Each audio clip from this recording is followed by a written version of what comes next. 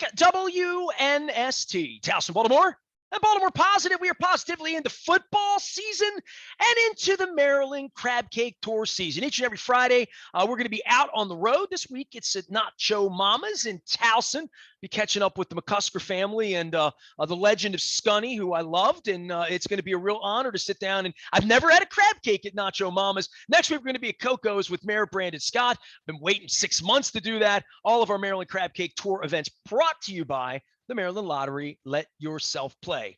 John Martin joins me each and every week from the Maryland Lottery and Gaming as the director. I'm going to call you executive director. I'm going to mess up and not use the gaming, but I'm going to try to get this right every week. It's always good to visit with you. How are you? I'm doing well, Nestor. You may call me Your Highness if that works better for you. Well, it depends on whether the Browns beat the Ravens in a couple of weeks or not. So I've already outed you as, this has been a weird Ravens time, right? You guys do the scratch offs and the 66-yard field goal. I had the occasion this week to travel a little bit outside of our great state, out into the friendly heart of the Midwest, chasing Mick Jagger and Keith Richards and Don Henley, amongst others. And I was wearing my Ravens mask because I'm in airports and I'm Ubers, I'm everywhere. A lot of Chiefs fans out in the Midwest. Upstart, I guess. But every time someone looked at me, I mean, I had 100 people in 3 days say something about Justin Tucker and 66 yards. It really is an amazing brand, the NFL, right? I mean, when you get outside of this, that purple bird on your face means something in Omaha. Yeah, exactly. And you know what? You talk about the Ravens game, and one of the great things about our partnership is that we offer these incredible second chance prizes. And over the years, we have done things where the Ravens, in their graciousness, have allowed us to take some of our second chance winners and their guests on the team plane and go to an away game. And it's a incredible experience. I've had the pleasure of attending one of those as a chaperone, if you will. So last year, obviously with the pandemic, we couldn't do that. We couldn't deliver on that. Yet we had some people who won that prize. So this year we didn't promote it as a prize because we didn't know about the uncertainty this year with travel, but we did pay off the trip last week's game. So imagine this. We get people who are lottery winners of a second chance trip. They get the chance to travel with the team to a game, Detroit. They see and they think, game. Well, I would rather have had the Vegas trip. Probably when they win, they're like, yeah, but it's a free trip and it's a second chance. We'll go to Detroit. Why not? They have Greek Town there. They got good food there. So I'm with you. I understand.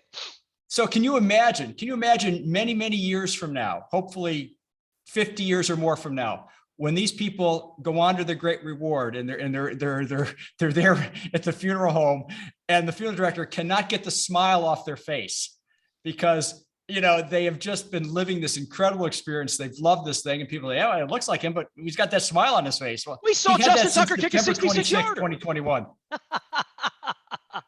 John Martin is here from the Maryland Lottery and Gaming and talking. The Ravens scratch off part of this is cool, but then I recently started seeing $10 million winners and stuff. Look, my wife is notoriously like a player when it gets over 100 million. She wants to play. She'll spend $10, $20, buy some tickets, right? And we all want to win 500 million, but I would think 10 million would rock your boat too, right? It will do you well. Yeah, absolutely. And we're really jazzed about this because this is a new game. The reason you haven't heard a lot about it is because Double Play is a new add-on component of the Powerball brand. We started this game nationwide. There were about, I believe there are 13, 14 states that are doing this. So not the entire country is on board with Double Play yet. But on August 23rd, we introduced a new feature for an extra $1. You get to get a second chance at winning the Powerball at a lower jackpot amount, $10 million. That's all. They pick a second set of numbers 30 minutes after the drawing. So the main drawing goes and it's, hundreds of millions of dollars and people get jazzed about that. But if you picked another Power or Double Play ticket, we'll replay numbers. We'll choose another set of numbers. And for the first time in the nation, a winner in Maryland. So we are the inaugural Double Play winner. Some lucky person who's not come forward yet, some lucky person at the, I'm going to get this right here, the Rockville Exxon at White Flint in Rockville. So somebody bought the ticket there they didn't win the original. 30 minutes later, is there a chance this person doesn't know they've won? There is that chance. It happens, unfortunately, but we try our darndest to make sure people are aware of that. Well, but when you buy a ticket now, what you're telling me is don't throw it away ever, right? Like that, that should be the rule every time when you buy a ticket. And I would say this as a horse player, right? Like you're out at the track and you see tickets all over the ground. This is the first thing I realized when I was a kid. I was out at the track. I'm like, people just throw the tickets on the ground. And I guess I was a kid picking up bottle tops when I was a kid, trying to, like seeing you get the 5 cents back when you were a kid, right?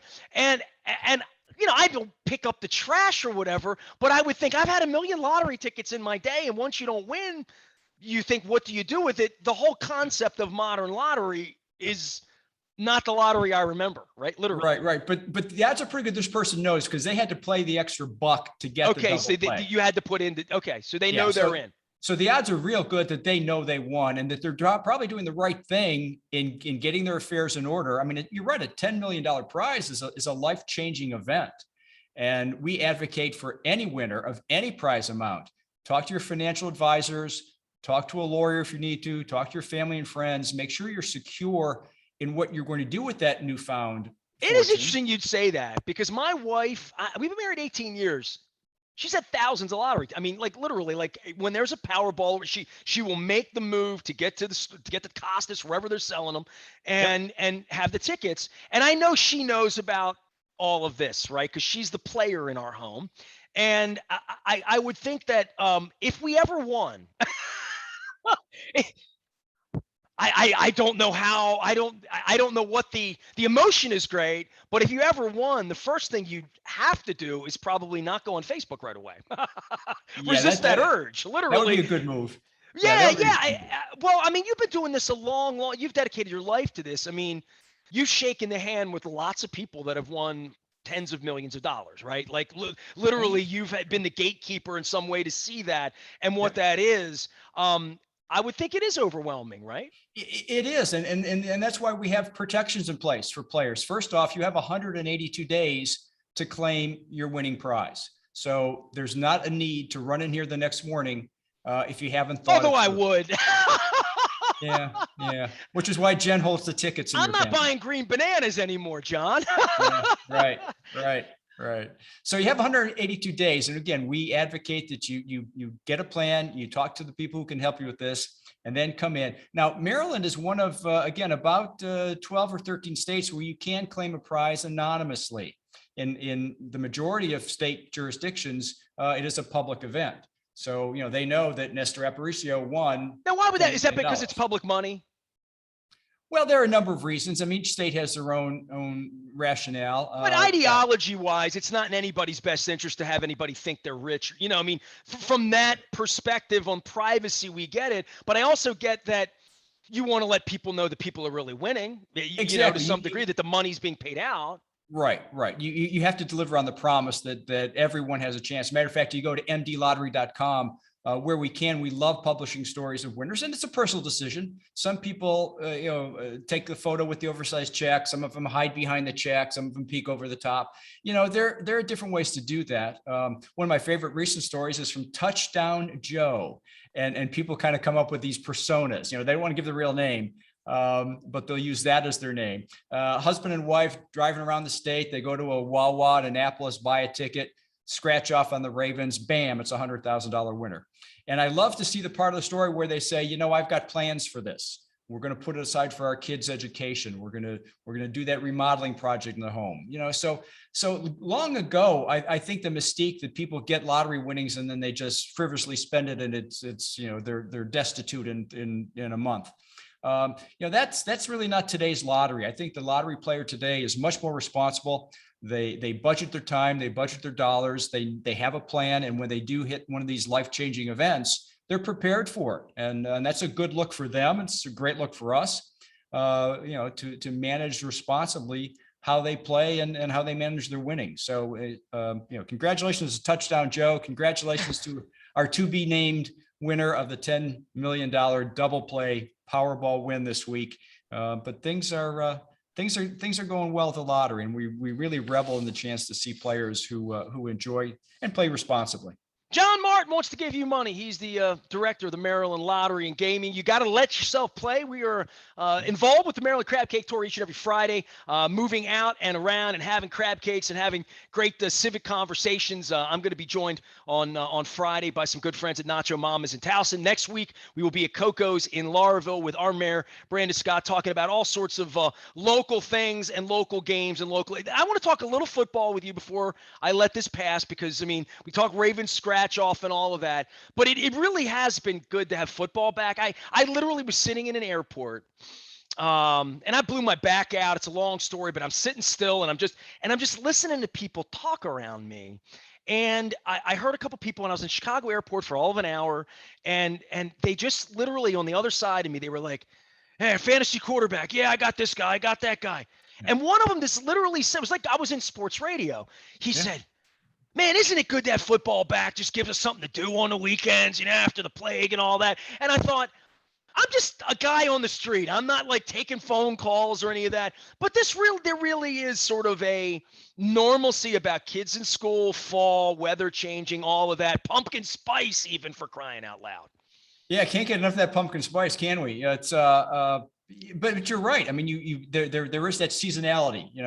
We're now in the fall of the year, and fall means football, and football in Maryland means Ravens, and it's a very competitive thing when you travel, and who's your team, who's what city you're going into, who you talking to. I mean, even when I talk to my peers across the country at other lotteries, the talk quickly goes to sports. Just like this, we talk some lottery, and then at some point, you mix something in.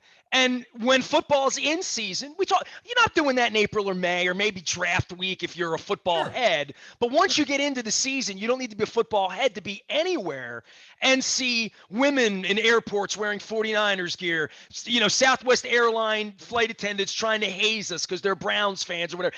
There really is something about the country that rallies around it in a way that maybe I didn't even appreciate it till I went to Nebraska and I saw more NFL stuff than I saw Nebraska stuff. Yeah, and you know what? That's interesting because I mean we're kind of biased, right? We're jaded. Baltimore guy, Cleveland guy. We've had sports for a while. I mean, Nebraska. You're right. If it's not the University of Nebraska, who do they follow? I'm sure there's Chiefs alliances and other things, but you're going to find in some of these markets that don't have a professional team just as zealous and crazy about the NFL as people in Baltimore. Maybe even more so in a sports bar on a Sunday afternoon, a place like St. Louis, where they used to play football, but they got a baseball team there, and they were a little crazy about that. John Martin here. If you followed my travels and travails, you'll follow us to the Maryland Crab Cake Tour each and every Friday. He is the director of the Maryland Lottery and Gaming, and we get together and let ourselves play and talk about lottery and lottery winners and all of that stuff. So the big ticket gets given away to. How long does it take to get to 100 million for my wife to play again?